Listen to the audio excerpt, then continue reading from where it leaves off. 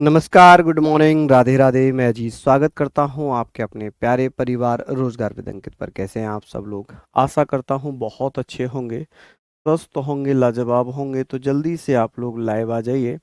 हम लोग बात करेंगे विजयनगर साम्राज्य की, और ये बहुत महत्वपूर्ण है। यहाँ हम वो हर पॉइंट पढ़ते हुए चलेंगे जो आपके एग्जाम में आने की संभावनाएं हैं। तो सभी को गुड मॉर्निंग, राधे राधे। जल्दी से आप सभी लोग जुड़ जाइए। हाँ जी, तो हम लोग विजयनगर साम्राज्य में कितने राजवंश हुए, किस किस वंश ने शासन किया, इसके बारे में हम लोग बात करेंगे। ठीक है जी, चलिए। बहुत बढ़िया, हंस लो बेटा, हंस लो आज। हाँ, मैं समझ रहा हूँ आप लोग क्यों हंस रहे हो। आज सुबह सुबह थोड़ा सा मेरे साथ क्या होते हैं ना, कभी कभी आप अपने आप जो है जब खुद से ट्रिम करने लग जाते हैं तो दिक्कत हो जाती है। मैं खुद से ट्रिम कर रहा था और वो यहाँ से ट्रिम हो गई, फिर मजबूरन पूरा क्लीन करना पड़ा। चलिए, बहुत बढ़िया। तो उसको छोड़ते हैं अभी आप लोग। यहाँ पर हम लोग बात कर लेते हैं। यहाँ हम लोग बात कर लेते हैं विजयनगर साम्राज्य की।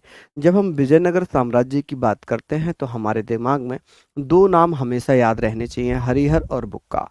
हरिहर और बुक्का, जिन्होंने अपने पिता संगम के नाम पर एक संगम वंश की स्थापना की, और यही संगम वंश विजयनगर साम्राज्य का भी संस्थापक कहलाया। विजयनगर साम्राज्य की स्थापना 1336 में हो जाती है। 1336 में विजयनगर साम्राज्य की स्थापना हरिहर और बुक्का नामक दो भाइयों ने की थी। ये कौन थे? हरिहर और बुक्का जो थे, ये काकतीय वंश के सामंत थे। काकतीय वंश जो दक्षिण भारत में शासन करता था, काकतीय वंश दक्षिण भारत में शासन करता था, और दक्षिण भारत में शासन करने के बाद इनके दो सामंत, यानी कि सामंत होता है छोटी छोटी रियासतों के सरदार। जैसे हम कह सकते हैं ना, जैसे मुगल वंश में बादशाह दिल्ली में बैठता था, लेकिन उसके उसके अधीन छोटे छोटे राजा अलग अलग प्रांतों में शासन करते थे। वैसे ही काकतीय वंश का शासन था दक्षिण भारत पर। वहाँ दो सरदार थे जिनका नाम था हरिहर और बुक्का। इन दोनों भाइयों ने मिलकर संगम वंश की स्थापना कर दी। अब आपसे पूछा जाएगा कि सर, जो संगम वंश है या ऐसे विजय साम्राज्य कब से कब तक रहा? तो विजय साम्राज्य में 1336 से लेकर 1650 तक चार राजवंशों ने शासन किया। हम लोग यहाँ पर बात करेंगे 1336 से लेकर 1650 तक। विजयनगर साम्राज्य का संस्थापक कौन था? अगर पूछेगा कि भैया फाउंडर कौन था, आप बताएंगे सर जो फाउंडर है। आप यहाँ पर बताएंगे सर जो फाउंडर है। फाउंडर कौन होगा? कि हरिहर और बुक्का। हरिहर बुक्का, इन्होंने 1336 में 1336 में विजयनगर साम्राज्य की स्थापना कर दी। ये काकतीय वंश के सामंत थे। कि भैया विजयनगर साम्राज्य की राजधानी कौन सी थी? हम्पी। हम्पी, जिसे हस्तिनावती कहते हैं या विद्यानगर कहते हैं, ये तुंगभद्रा नदी के किनारे पर वसा हुआ था। कहाँ पर? तुंगभद्रा नदी के किनारे पर बसा हुआ था। अब बात आती है सर, ये है कहाँ पर? तो वर्तमान कर्नाटका में। कहाँ पर? वर्तमान कर्नाटका में। आप कहेंगे सर हम्पी इस समय वर्तमान कर्नाटक में है। तो ये सारी चीजें आप लोग लिख लीजिए। चलिए, बहुत बढ़िया। हम लोग बात करते हैं कि सर विजयनगर साम्राज्य का संस्थापक, मेरे साथ बोलो, मैं याद कराता हुआ चलूंगा इस टॉपिक को, इम्पोर्टेंट है। कि विजयनगर साम्राज्य का संस्थापक कौन था? आप कहेंगे हरिहर और बुक्का। हरिहर बुक्का किसके सामंत थे? काकतीय वंश के सामंत थे। हरिहर और बुक्का ने 1336 में किस नगर की स्थापना की थी? विजयनगर साम्राज्य की।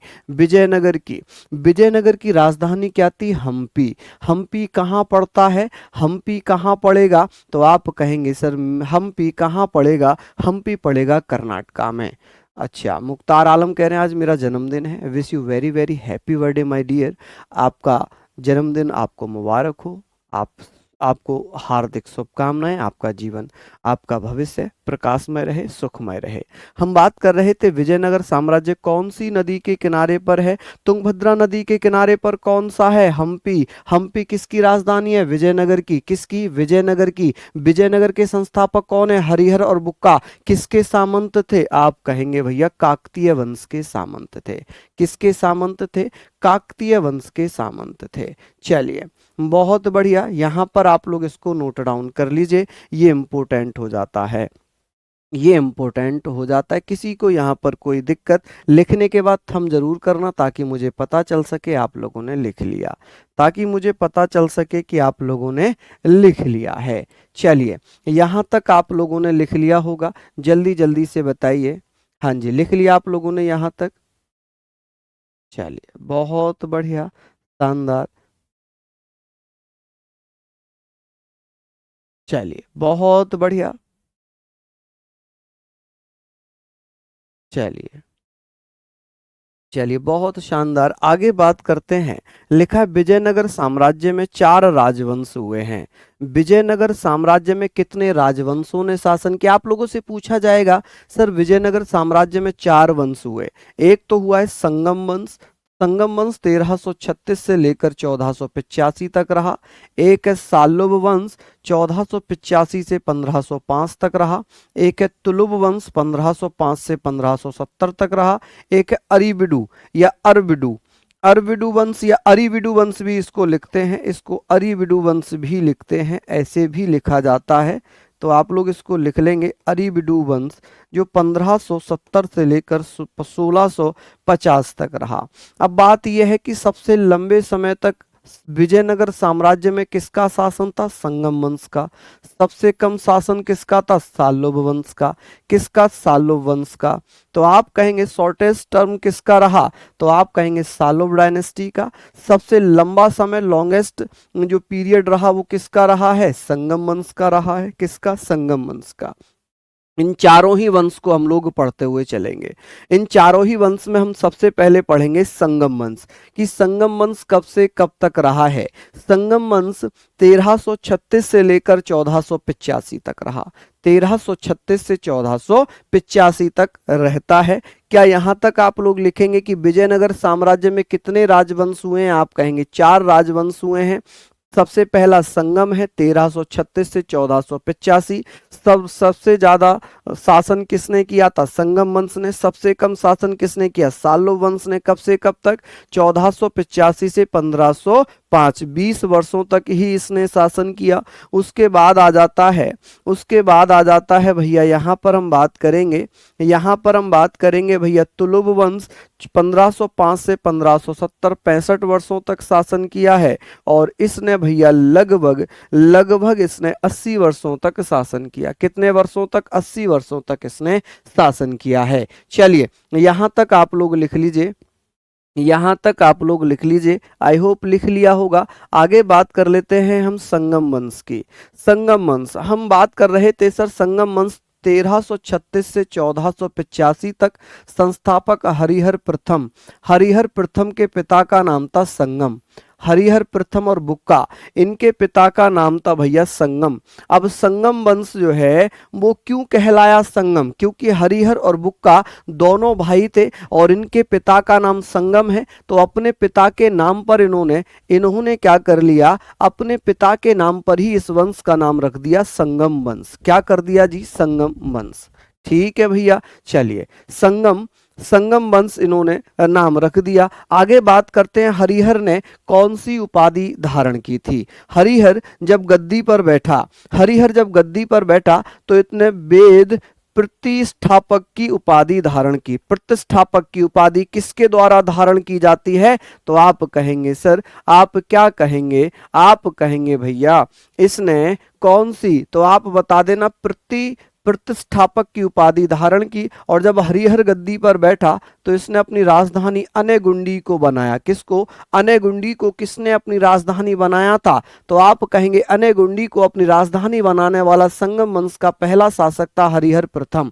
कौन था? हरिहर प्रथम। चलिए, यहां तक हम लोग बात करेंगे कौन था भैया हरिहर प्रथम, जिसने अपनी राजधानी अनेगुंडी को बनाया। अनेगुंडी को अपनी राजधानी बनाने वाला संगम वंश का पहला शासक कौन है? आप कहेंगे भैया हरिहर प्रथम। हरिहर प्रथम ने कौन सी उपाधि धारण की थी? आप कहेंगे वेद प्रतिष्ठापक की। वेद प्रतिष्ठापक की उपाधि धारण करने वाला संगम वंश का पहला शासक कौन था? हरिहर प्रथम। हरिहर प्रथम ने किस नगर की स्थापना की थी? विजयनगर साम्राज्य की। विजयनगर साम्राज्य में हरिहर प्रथम ने किसकी स्थापना की थी? आप कहेंगे भैया संगम वंश की। इसका एक भाई है, इसका एक भाई है जिसका नाम है भैया बुक्का प्रथम। कौन है जी? बुक्का प्रथम। बुक्का प्रथम किसका भाई था? हरिहर प्रथम का। जब हरिहर प्रथम राजा रहा 1336 से लेकर 56 तक, तो इसके बाद 1356 से 1377 तक इसका भाई राजा बन जाता है, जिसका नाम है बुक्का प्रथम।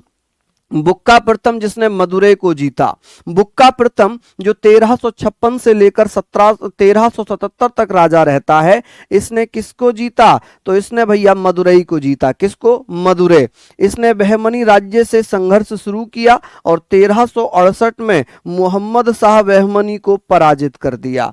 देखिए यहां पर याद रखना कि भैया पूछा जाता है बहमनी साम्राज्य को हराने वाला संगम वंश का पहला शासक कौन था? आप कहेंगे बुक्का प्रथम था, जिसने बहमनी साम्राज्य से संघर्ष किया और 1368 में बहमनी साम्राज्य के शासक मोहम्मद शाह को पराजित कर दिया। मोहम्मद शाह को बुक्का प्रथम के द्वारा कब पराजित किया गया था? 1368 में। कब? 1368 में। क्या यहां तक आप लोग लिख लेंगे? आप लोग बात करेंगे सर संगम वंश की स्थापना किसके द्वारा की गई थी? तो आप कहेंगे सर हरिहर प्रथम के द्वारा एवं बुक्का के द्वारा। आप कहेंगे सर संगम वंश कब से कब तक रहा? 1336 से लेकर 1485 तक। हरिहर प्रथम और बुक्का प्रथम के पिता का नाम क्या था? संगम।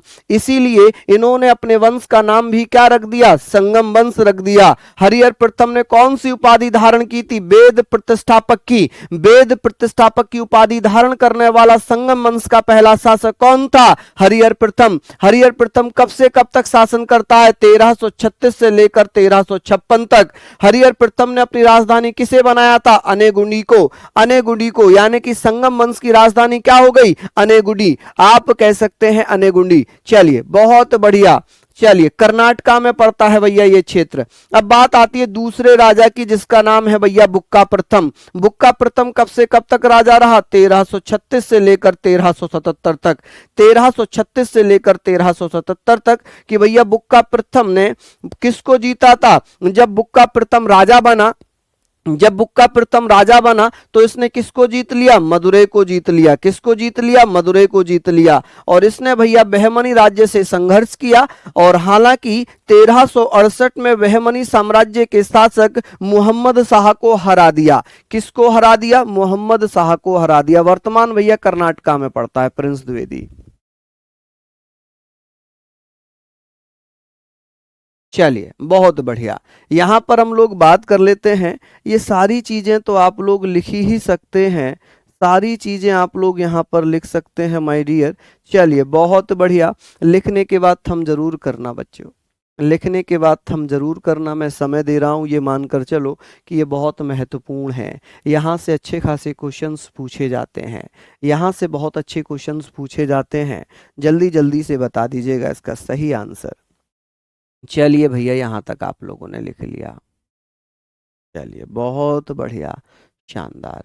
आप लोग यहाँ पर जल्दी से नोट डाउन कर लीजिए, जल्दी से नोट डाउन कर लीजिए भैया।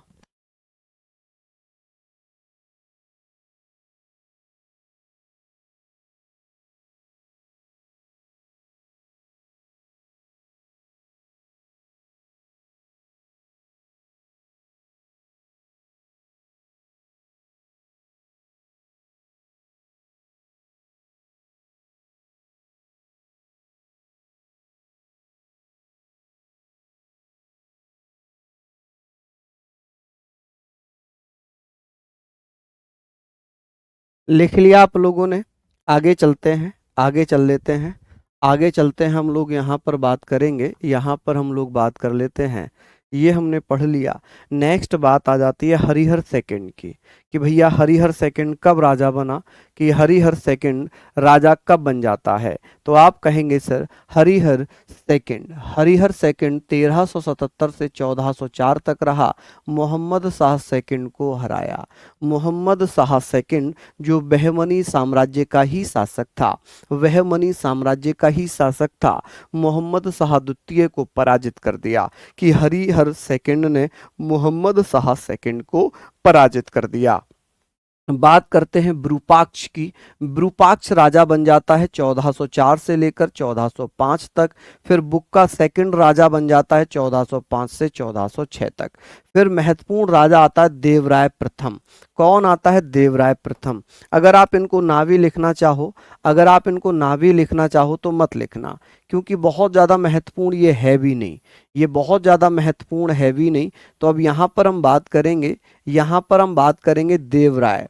देवराय प्रथम के बारे में हम लोग बात कर लेते हैं कि भैया देवराय प्रथम जो 1406 से लेकर 1422 तक राजा रहता है, इसने फिरोज शाह बहमनी से हारा।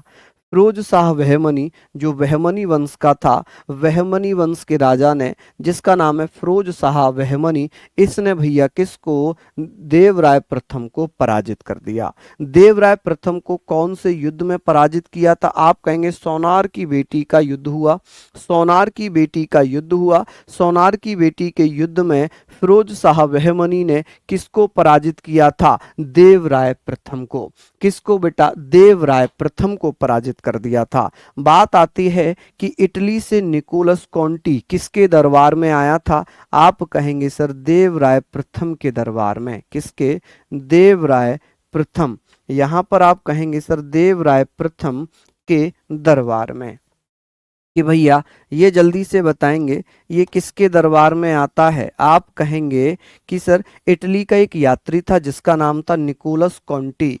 निकोलस कॉन्टी किसके दरबार में आया है? आप कहेंगे विजयनगर साम्राज्य का शासक था देवराय प्रथम। देवराय प्रथम के दरबार में कौन आता है? निकोलस कॉन्टी। निकोलस कॉन्टी कहाँ से आया है? आप कहेंगे निकोलस कॉन्टी कहाँ से आया है? आप कहेंगे इटली से। चलिए अब बात आती है सर देवराय प्रथम के दरबार में श्रीनाथ नाम के एक विद्वान रहते थे, जिन्होंने जिन्होंने हरविलास की रचना की है। हरविलास एक बुक है, हरविलास एक बुक है जिसकी रचना श्रीनाथ के द्वारा की गई है। किसके द्वारा? श्रीनाथ के द्वारा। श्रीनाथ किसके दरबार में रहते थे? देवराय प्रथम के दरबार में रहते थे। किसके? देवराय प्रथम के दरबार में एक विद्वान थे जिनका नाम था श्रीनाथ, और श्रीनाथ ने एक पुस्तक लिखी है जिसका नाम है भैया हरविलास। क्या नाम है? हरविलास।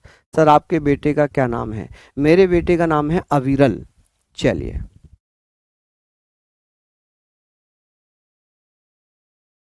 चलिए बहुत बढ़िया, शानदार। हम लोग बात कर रहे हैं कि सर ये बताइए हरिहर सेकंड के बाद दो राजा बने एक एक साल के लिए, बहुत ज़्यादा महत्वपूर्ण उनका टाइम है नहीं। सबसे ज़्यादा महत्वपूर्ण हम यहाँ पर हरिहर सेकंड के बाद मानेंगे देवराय प्रथम को। देवराय प्रथम फिरोज शाह बहमनी से हार जाते हैं और इस युद्ध को सोनार की बेटी का युद्ध कहा जाता है। निकोलस कॉन्टी किसके दरबार में आया था? आप कहेंगे सर किसके दरबार में? ये आया है भैया देवराय प्रथम के दरबार में। किसके? देवराय प्रथम के दरबार में। चलिए आगे बात करते हैं श्रीनाथ किसके दरबार में रहते थे? देवराय प्रथम के दरबार में रहते थे, और इन्होंने इन्होंने एक रचना की है हरविलास की। किसकी? हरविलास की रचना की है। चलिए भैया यहां तक आप लोग लिख लीजिए, जल्दी से यहां पर आप लोग लिख लीजिएगा।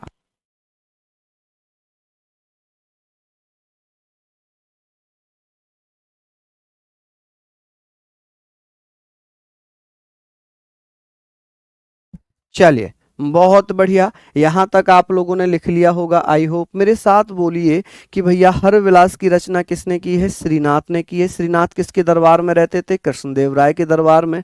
कृष्णदेव राय के दरबार में इटली से कौन सा यात्री आया था? निकोलस कॉन्टी। श्री देवराय प्रथम ने कब से कब तक शासन किया? 1406 से 1422 तक।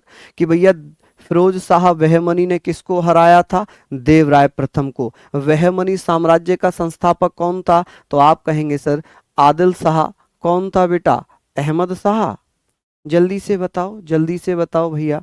बहुत बढ़िया, चलिए यहाँ तक आप लोगों ने इसको नोट डाउन कर लिया होगा। चलिए आगे बात करते हैं। अब बात आ जाती है देवराय सेकंड की। किसकी? देवराय सेकंड। हम यहाँ पर बात करेंगे जी देवराय सेकंड की, कि देवराय सेकंड कब से कब तक राजा रहता है? आप कहेंगे 1424 से 1446 तक। ठीक है जी। अब देवराय सेकंड ने कौन सी उपाधि धारण की थी? तो आप कहेंगे गजवेटकर की उपाधि धारण कर ली। कि भैया संगम वंश में गजवेटकर की उपाधि धारण करने वाला शासक कौन था? तो आप कहेंगे भैया वो था देवराय सेकंड। देवराय सेकंड को संगम वंश का सबसे महान शासक कहा गया है। सबसे ज्यादा मुस्लिम सैनिक किसके दरबार में थे? देवराय सेकंड के। दो प्रश्न पूछे जाते हैं, सबसे ज्यादा हिंदू सैनिक किस मुगल सेना में थे? आप कहेंगे औरंगजेब। अगर पूछे सबसे ज्यादा मुस्लिम सैनिक किसकी सेना में थे? तो देवराय सेकंड की सेना में थे। किसकी? देवराय सेकंड की सेना में थे। अब यहां से बात आती है अब्दुल रज्जाक जो ईरान से आया था, ये किसके दरबार में आया था? तो आप कहेंगे सर देवराय सेकंड के दरबार में आया था। किसके? देवराय सेकंड के दरबार में आया था। और संगम वंश का अंतिम शासक कौन है? प्रोण राय। बात हो जाती है कि सर संगम वंश का अंतिम शासक कौन था? आप यहां पर कह सकते हैं वंश का संगम वंश का अंतिम शासक कौन होगा? प्रोण राय।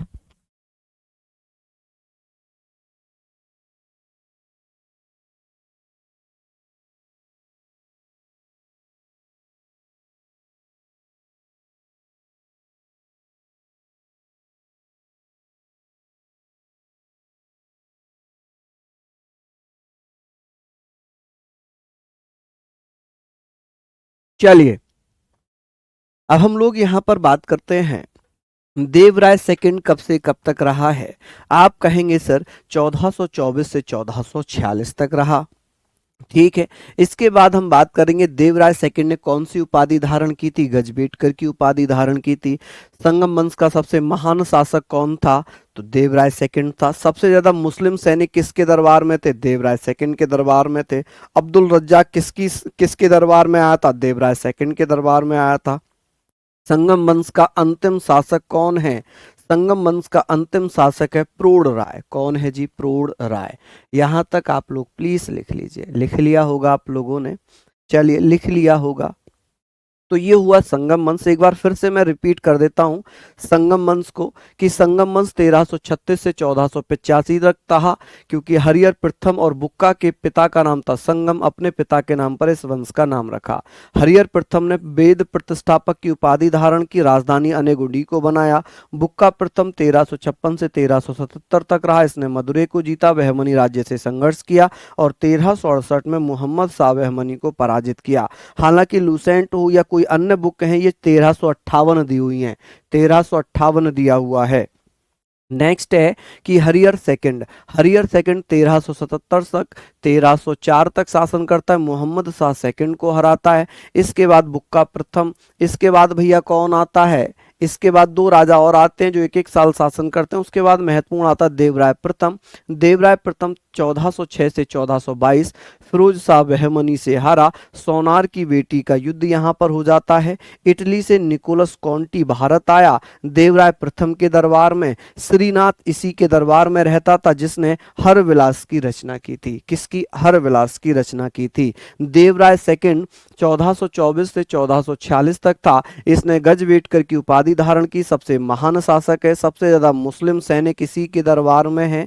सबसे ज्यादा मुस्लिम सैनिक इसी के दरबार में। अब्दुल रज्जाक जो कि इसी के दरबार में आया था। और संगम वंश का अंतिम शासक है भैया प्रोण राय। कौन है जी? प्रोण राय। चलिए आगे बात करते हैं। अब बात आ जाती है भैया साल्लव वंश की। हम बात करेंगे जी साल्लव वंश की। साल्लव वंश का संस्थापक कौन था? आप कहेंगे नरसिंह। नरसिंह जिसे प्रथम बलापहार कहते हैं। साल्लव वंश 1485 से लेकर 1505 तक रहता है। साल्लव वंश का संस्थापक ही मात्र हम लोग पढ़ेंगे, उसका नाम क्या होगा? आप कहेंगे नरसिंह प्रथम, एवं जिसे हम नरसिंह को हम प्रथम बलापहार कहते हैं। इसके बाद आ जाता है भैया जिसे हम किस नाम से जानेंगे? तुलुभ वंश, ये इंपॉर्टेंट है तुलुभ वंश। अब तुलुभ वंश की बात करेंगे कि तुलुभ वंश का संस्थापक वीर नरसिंह है। ये केवल नरसिंह है और ये वीर नरसिंह है। नरसिंह सालुभ वंश का संस्थापक है, जबकि वीर नरसिंह तुलुभ वंश का संस्थापक है। ये कब से कब तक रहा? तो तुलुभ वंश 1505 से 1570। हालांकि इसका संस्थापक वीर नरसिंह है, जो 1505 से लेकर 1509 तक शासन करता है। इसे द्वितीय बलापहार कहा गया। क्या कहा गया? द्वितीय बलापहार कहा गया। कि सर प्रथम बलापहार किसे कहा गया है? आप कह सकते हैं प्रथम। भैया मैंने लूसेंट की बात ही नहीं की कि लूसेंट में 2200 से 1422 से 1446 लिखा है, नहीं लिखा है। मुझे नहीं पता उसमें क्या लिखा है, क्योंकि मैं आपको वास्तविकता बताता हूं, मैं लूसेंट कभी प्रेफर ही नहीं करता। ठीक है, हालांकि लूसेंट अच्छी बुक है, मैं बुराई नहीं कर रहा हूं, लेकिन मैंने आज तक नहीं पढ़ी, मैंने आज तक लूसेंट नहीं पढ़ी है। उसका कारण मैं बता रहा हूं। जब मैं लाया था 2013-14 में वो बुक, क्योंकि जब मैं खुद भी तैयारी करता था तो उसमें बहुत सारे फैक्ट थे जो गलत थे। उसमें मैक्सिमम तिथियां गलत हैं, उसमें ईयर गलत लिखे हुए हैं, शासन गलत लिखे हुए हैं, इसलिए मैं उसको कभी नहीं पढ़ता हूं। बहुत अच्छी बुक है, मैं ये नहीं कह रहा हूं कि गलत बुक है, लेकिन उसमें कुछ फैक्चुअल मिस्टेक्स हैं। अब सुधर गई हो तो मुझे पता नहीं, लेकिन उस समय थी, इसलिए मैंने वो कभी पढ़ी भी नहीं। ठीक है जी, चलिए। तो हम बात कर रहे थे भैया, तुलुभ वंश हमने पढ़ लिया, सालुभ वंश हमने अभी पढ़ा। ठीक है, तुलुभ वंश की बात कर रहे हैं। तुलुभ वंश का संस्थापक वीर नरसिंह है। कौन है जी? वीर नरसिंह है। जबकि सालुभ वंश का संस्थापक नरसिंह नरसिंह है। नरसिंह को भैया प्रथम बलापहार कहते हैं और वीर नरसिंह को द्वितीय बलापहार कहते हैं। क्या कहते हैं जी? द्वितीय बलापहार कहते हैं। ये एक तरीके की उपाधि है इनकी, ये उपाधियां हैं। अब बात आ जाती है भैया, अब बात यहां पर आती है कि भैया तुलुभ वंश, यहां पर हम बात करेंगे सर तुलुभ वंश का सबसे प्रतापी राजा कौन था?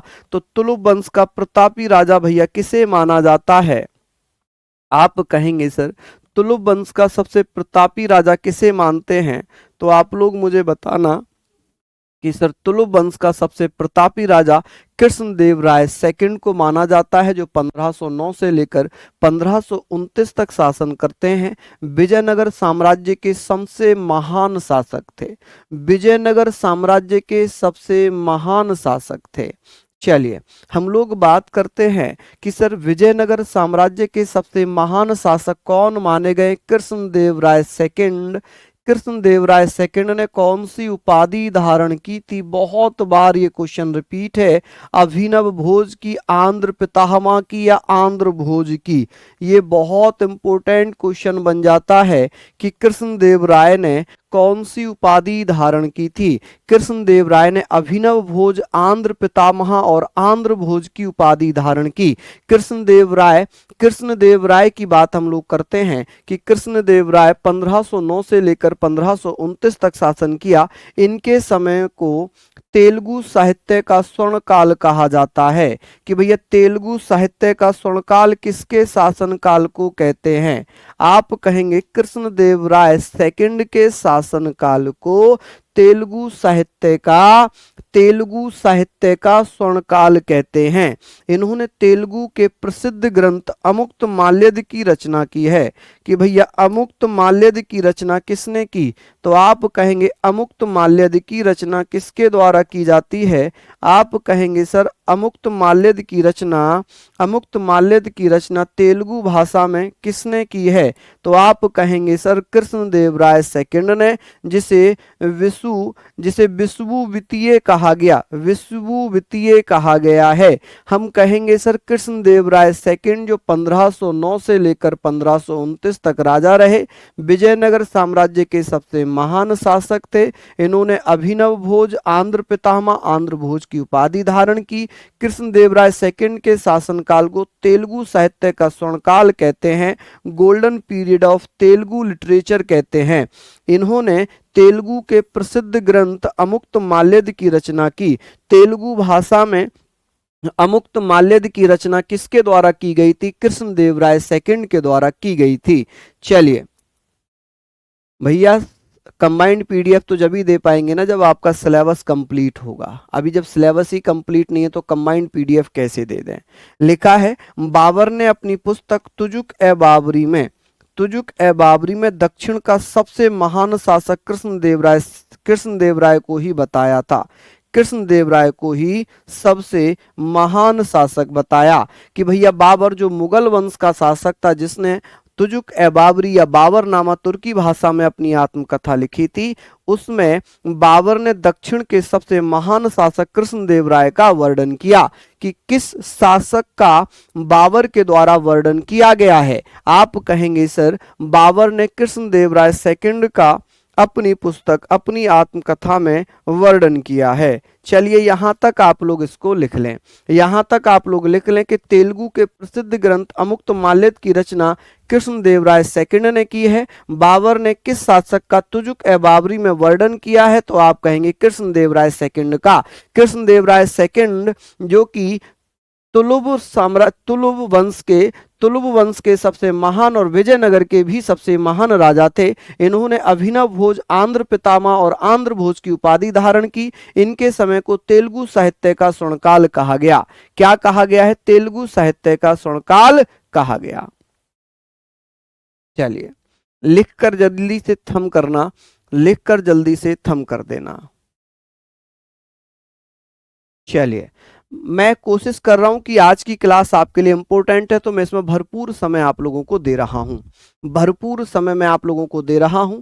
चलिए बहुत बढ़िया, ये जल्दी जल्दी से आप लोग प्लीज इसको नोट डाउन कर लीजिए जिसने नहीं लिखा है।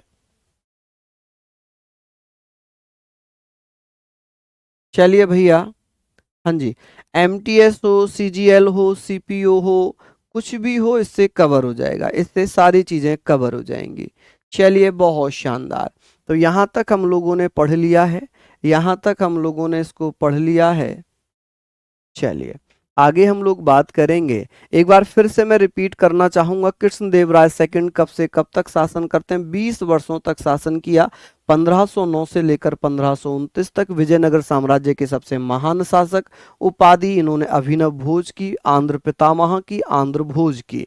इनके द्वारा तेलुगु, इनके शासनकाल को यानी कि कृष्णदेवराय सेकंड के शासनकाल को golden period of Telugu literature कहा, तेलुगु का साहित्य का स्वर्णकाल कहा गया। इन्होंने अमुक्तमाल्यद तेलुगु भाषा में लिखी। बाबर ने अपनी पुस्तक तुजुक ए बाबरी में दक्षिण का सबसे महान शासक कृष्णदेवराय को ही बताया। नेक्स्ट है, इनके कृष्णदेवराय सेकंड के समय दो पुर्तगाली विजयनगर आए थे। दो पुर्तगाली विजयनगर आए, कौन कौन से? बरबोसा जो कि कहां से आया था? बरबोसा पुर्तगाल से आया था। और डोमिंगो पायस किसके शासन काल में भारत आए थे? ये दोनों ही पुर्तगाल से आए थे। किसके समय में? तो आप कहेंगे सर ये दोनों ही पुर्तगाली यात्री थे। जो कहाँ, बरबोसा और डोमिंगो कहां पर आए थे? विजयनगर में आए थे। किसके शासन काल में? तो आप कहेंगे सर तुलुव वंश के महान राजा हुए कृष्णदेवराय सेकंड के शासनकाल में दो पुर्तगाली भारत आते हैं, बरबोसा और डोमिंगो। अब कृष्णदेवराय सेकंड के दरबार में अष्टदिग्गज रहते थे। क्या रहते थे जी? अष्टदिग्गज रहते थे इनके दरबार में। कि भैया ये बताइए 8 विद्वान जिन्हें अष्टदिग्गज कहा गया किसके दरबार में रहते थे? आप कहेंगे भैया किसके दरबार में रहते थे? आप कहेंगे सर कृष्णदेवराय सेकंड के दरबार में अष्टदिग्गज रहते थे, अष्टप्रधान जिन्हें कहा गया है। तो आप कहेंगे सर यहां पर सबसे पहले तेनालीराम सबसे पहले आएंगे, जिनकी एक बुक है पांडुरंग महात्म्यम। आप कहेंगे महात्म्यम, आप कहेंगे पांडुरंग महात्म्यम, जो कि पेदढन इनकी बुक्स हैं ये, और नदित्तम, ये इनकी बुक सबसे ज्यादा इंपॉर्टेंट। आप लोग चाहें तो यहाँ पर ये लिख सकते हैं, और को छोड़ दीजिए, केवल आप लोग ये लिख लीजिए, ये इंपॉर्टेंट हो जाएगी कि भैया इनकी सबसे महत्वपूर्ण पुस्तक कौन सी होगी। तो आप कहेंगे सर सबसे महत्वपूर्ण पुस्तक इनकी कौन सी है? तो आप लोग बता देना सर। यहाँ पर इनकी तेनालीराम किसके दरबार में अष्टदिग्गज थे? तो आप कहेंगे अष्टदिग्गजों में शामिल थे तेनालीराम, जिन्होंने एक पुस्तक लिखी है जिसका नाम है भैया पांडुरंग महात्म्यम। क्या नाम है जी? पांडुरंग महात्म्यम। चलिए दो पुर्तगाली विजयनगर आए थे, बरबोसा और डोमिंगो पायस, किसके दरबार में? कृष्णदेवराय सेकंड के दरबार में आए थे। इनके दरबार में 8 विद्वान रहते थे, उन्हें क्या कहते थे? अष्ट दिग्गज कहा जाता था। 8 विद्वान में एक प्रमुख थे तेनालीराम, जिनकी एक पुस्तक कौन सी थी? पांडुरंग महात्यम। चलिए लिख लीजिए, इसको जल्दी से लिख लीजिए। चलिए चलिए, बहुत बढ़िया, लिख लिया होगा, यहां तक लिख लिया होगा आप लोगों ने यहां तक। आगे बात करते हैं, आगे बात करते हैं सदाशिव राय। देखिए सदाशिव राय जरूर राजा बने, लेकिन वो एक कठपुतली राजा रहे, क्योंकि सारी शक्तियां जो थी, सारी शक्तियां रामा राय के नेतृत्व में थी। रामा राय शासन कर रहे थे, जो लगभग 70 साल के थे, लगभग 70 साल के थे। हम यहाँ पर बात कर रहे हैं सदाशिव राय। तुलुप वंश के नेक्स्ट राजा हैं, जिन्होंने 1542 से 1570 तक शासन किया, लेकिन वास्तविक शक्ति रामा राय के बीच हाथों में थी। रामा राय जो 70 वर्ष के हो चुके थे, वास्तविक शासन ये कर रहे थे, लेकिन नामात्र के राजा ये थे। राजा कौन थे? सदाशिव राय, जो कि 1542 से 1570 तक राजा रहे, लेकिन वास्तव में शासन कौन कर रहा था? रमा राय या रामा राय। विजयनगर के पतन का कारण भी कौन बन गए? सदाशिव राय बन गए। क्या बन गए? सदाशिव राय विजयनगर के पतन का कारण बने, क्योंकि ये भैया वास्तविक राजा ही नहीं बन पाए। इनके पास शक्तियां ही नहीं थी। शक्तियां किसके पास थी? रामा राय के पास थी। ठीक है, एक बहुत महत्वपूर्ण युद्ध आता है, तालीकोटा का युद्ध। कि तालीकोटा का युद्ध भैया कब लड़ा गया है? आप कहेंगे 23 जनवरी 1565 में रामा राय व अली आदिल शाह के बीच में युद्ध हुआ था, जिसमें अली आदिल शाह जीत गया, जो बहमनी साम्राज्य का राजा था, ये जीत जाता है। ठीक है, बहमनी और विजयनगर के बीच में युद्ध हुआ, जिसमें भैया बहमनी अली आदिल शाह जीता। बात होगी सर इस युद्ध को और क्या कहते हैं? इसे राक्षसी तांगड़ी का युद्ध भी कहा जाता है। ठीक है जी, इसे क्या कहते हैं? इसे हम लोग क्या कह सकते हैं? तो आप कहेंगे राक्षसी तांगड़ी का युद्ध, बैटल ऑफ तांगड़ी। आप क्या कहेंगे? बैटल ऑफ राक्षसी तांगड़ी, इसको हम कहेंगे। क्या कहेंगे भैया? बैटल ऑफ राक्षसी तांगड़ी। इसको हम ऐसे भी कह सकते हैं, राक्षसी तांगड़ी। ठीक है, लिख लेंगे। तालीकोटा का युद्ध कब हुआ है? तालीकोटा का युद्ध कब हुआ? आप कहेंगे सर 1565 में। किस किस के बीच में हुआ है? आप कहेंगे रामा राय वर्सेस अली आदिल शाह। इसमें अली आदिल शाह की जीत हो जाती है। विजयनगर साम्राज्य और बहमनी साम्राज्य के बीच में युद्ध हुआ था, जिसमें विजयनगर साम्राज्य का नेतृत्व कर रहे थे रामा राय और बहमनी साम्राज्य का नेतृत्व कर रहा था अली आदिल शाह। अली आदिल शाह इस युद्ध को जीत जाता है। क्या हो जाता है? इस युद्ध को जीत जाता है। तालीकोटा के युद्ध को हम और किस नाम से जानते हैं? इसे राक्षसी तांगड़ी का युद्ध कहा जाता है। बैटल ऑफ राक्षसी तांगड़ी इसको कहा जाता है। चलिए, यहां तक आप लोगों ने इसको नोट डाउन कर लिया होगा। जल्दी से थंब कर दीजिए अगर लिख लिया हो आप लोगों ने तो। बिल्कुल। चलिए, यहाँ तक हम लोग बात कर रहे हैं, यहाँ तक हम लोग बात करेंगे। ये सारी चीज़ें आप लोग प्लीज़ लिख लीजिएगा, लिख लीजिएगा। तालीकोटा का युद्ध कब हुआ? तो आप कहेंगे सर 1565। कब? 1565। ठीक है जी। विजय मिश्रा, अगर आप भैया कमेंट करने पर कम ध्यान दोगे तो आपको बहुत अच्छे से समझ में आएगा माय डियर। केवल आप एक ही कमेंट को कॉपी पेस्ट करेंगे तो मुझे लग रहा है कि आपका जो समझने का समय है वो टाइप करने में जा रहा है। ठीक है, आई होप ये सभी को समझ आ रहा होगा और आज आप लोगों ने बहुत इंटरेस्ट के साथ इस टॉपिक को पढ़ा है। मैं ये कहूँगा आप लोगों से इसे 2 बार पढ़ना, 1 बार लिखना। 3 बार में ये आपको याद हो जाएगा, 3 बार में ये आपको याद हो जाएगा जी। चलिए आगे बात करते हैं। विजयनगर साम्राज्य का अंतिम वंश कौन सा है? विजयनगर साम्राज्य का जो अंतिम वंश है वो कौन सा है? आप कहेंगे भैया अरविडू। आप कहेंगे अरविडू वंश ने कब से कब तक शासन किया? तो भैया इसने 1570 से 1550 तक शासन किया, 1650 तक शासन किया। सबसे कमजोर वंश विजयनगर साम्राज्य का कौन सा था? अरविडू वंश था। इसके संस्थापक थे तिरुमल। कि अरविडू वंश के संस्थापक कौन थे? तिरुमल। और अरविडु वंश की राजधानी थी पेनगोंडा या पेनुगोंडा। पेनुगोंडा किसकी कैपिटल है? तो अरविडु वंश की। अरविडु वंश कौन है? विजयनगर साम्राज्य का सबसे अंतिम शासक, सबसे अंतिम शासक। ठीक है भैया, चलिए बहुत बढ़िया। आगे बात करेंगे कि भैया अरविडु वंश का अगला शासक कौन है? वेंकटा सेकंड। वेंकट सेकंड जो चंद्रगिरी अंतिम राजधानी रही विजयनगर साम्राज्य की, जिसे चंद्रगिरी कहते हैं। चंद्रगिरी ये अंतिम राजधानी बनी विजयनगर साम्राज्य की, उसके बाद विजयनगर साम्राज्य खत्म हो जाएगा।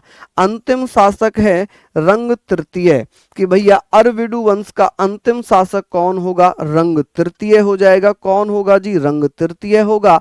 वेंकट सेकंड जो कि चंद्रगिरी अंतिम राजा है, अंतिम राजा है अरविडु वंश का। अरविडु वंश ने कब से कब तक शासन किया था? 1570 से 1650 तक शासन किया है।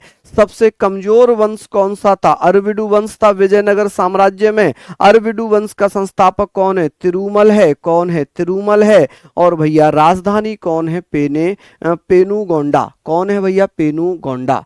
चलिए ये सारी चीजें आप लोग यहाँ पर लिख लेना, यहाँ पर हम लोग लिख लेंगे। चलिए बहुत बढ़िया, शानदार लोकेश जी, बहुत बहुत धन्यवाद। चलिए हम लोग आगे बात करेंगे सारी चीजों को। यहाँ तक आप लोगों ने लिख लिया होगा, आई होप। लिख लिया क्या यहाँ तक? बताइए। तो ये विजयनगर साम्राज्य समाप्त हुआ। कल सिख साम्राज्य पढ़ेंगे, कल सिख साम्राज्य पढ़ेंगे। ठीक है, सिख साम्राज्य के बाद फिर हम भैया अपनी मॉडर्न हिस्ट्री की तरफ रवाना हो जाएंगे। चलिए मॉडर्न हिस्ट्री हम लोग करेंगे। तो ये सारी चीजें आप लोगों ने पढ़ ली होंगी, एक बार फिर से रिवाइज करा देता हूं मैं, फिर से रिवाइज करा देता हूं। ये यहाँ से जो सालो वंश है, सालो वंश का संस्थापक नरसिंह प्रथम है, जिसे बलापहार कहा गया, प्रथम बलापहार। तुलु वंश का संस्थापक वीर नरसिंह है, जिसे द्वितीय बलापहार कहा गया। कृष्णदेवराय सेकंड जो 1509 से लेकर 1529 तक है, विजयनगर साम्राज्य के महान शासक थे। इन्होंने अभिनव भोज, आंध्र पितामह, आंध्र भोज की उपाधि धारण की। इनके शासनकाल को तेलुगु साहित्य का स्वर्णकाल कहा गया। इन्होंने तेलुगु भाषा में अमुक्त माल्यद लिखी है। बाबर ने अपनी पुस्तक तुजुक ए बाबरी में दक्षिण का सबसे महान शासक कृष्णदेवराय सेकंड को बताया है। आगे बात करेंगे यहाँ पर कि कृष्णदेवराय सेकंड के दरबार में दो पुर्तगाली यात्री विजयनगर आए। एक बरबोसा था, जिसे बारबोसा भी कहते हैं, और एक है भैया डोमिंगो पायस। अष्ट दिग्गज किसके दरबार में थे? कृष्णदेवराय सेकंड के दरबार में थे। अष्ट दिग्गज जिन्हें अष्ट प्रधान भी कहा गया, इनमें सबसे महत्वपूर्ण माने गए तेनालीराम, जिनकी एक पुस्तक है पांडुरंग महात्यम। नेक्स्ट है सदाशिव राय, जो 1542 से 1570 तक शासन करते हैं, लेकिन वास्तविक शक्ति थी रामा राय के हाथ में, जो 70 वर्ष के थे। और विजयनगर साम्राज्य का पतन का कारण भी कौन बन गए? सदाशिव राय। तालीकोटा का युद्ध जो कि 23 जनवरी 1565 में हुआ, जिसमें विजयनगर साम्राज्य का नेतृत्व किया था रामा राय ने, और भैया बहमनी का अली आदिल शाह ने। यहाँ पर इसे तागड़ी, राक्षसी तागड़ी वंश का युद्ध भी कहते हैं।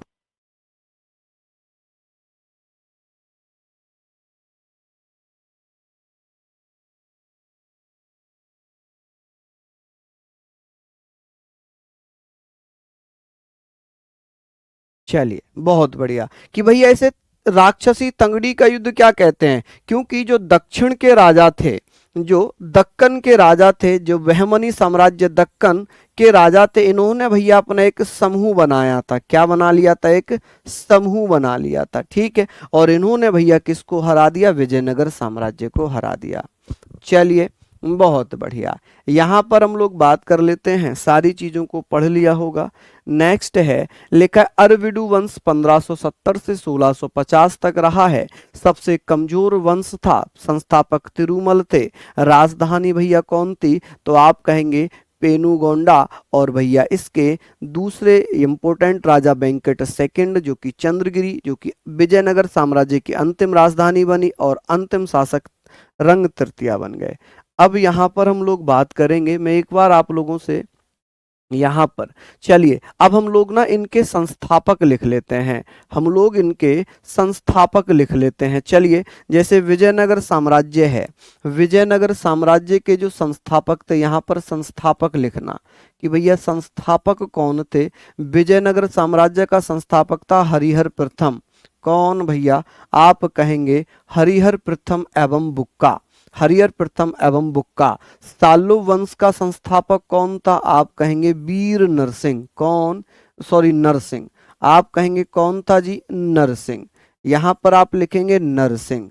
और भैया तुलु वंश का संस्थापक कौन था, वीर नरसिंह। कौन था जी, वीर नरसिंह। ऐसे करके आप लिख सकते हैं वीर नरसिंह, ठीक है जी, वीर नरसिंह। और अरुवंशी वंश का कौन होगा, पेरूमल। कौन होगा जी, पेरूमल, पेरूमल है ना, पेरूमल। चलिए यहाँ पर हम लोगों ने लिख लिया, यहाँ पर हम लोगों ने लिख लिया है। चलिए बहुत, ओह तिरुमल है, तिरुमल, पेरूमल नहीं है, तिरुमल है। माफी चाहूंगा भैया, यहाँ पर क्या हो जाएगा, तिरुमल, मैंने पेरूमल लिख दिया था, तिरुमल। कौन माय डियर, तिरुमल। चलिए तो ये सारी चीजें आपकी हो गई जी, सारी चीजें आप लोगों ने यहाँ पर लिख ली हैं, सारी चीजें आप लोगों ने यहाँ तक लिख ली। फिर मिलते हैं हम लोग कल इसी समय, और प्रैक्टिस सेट 12 बजे होगा आप लोगों का। प्रैक्टिस सेट जो जीके जीएस का होता है जिसमें 20 क्वेश्चंस कराता हूँ, 12 बजे मिलते हैं। तब तक के लिए जय हिंद, जय भारत।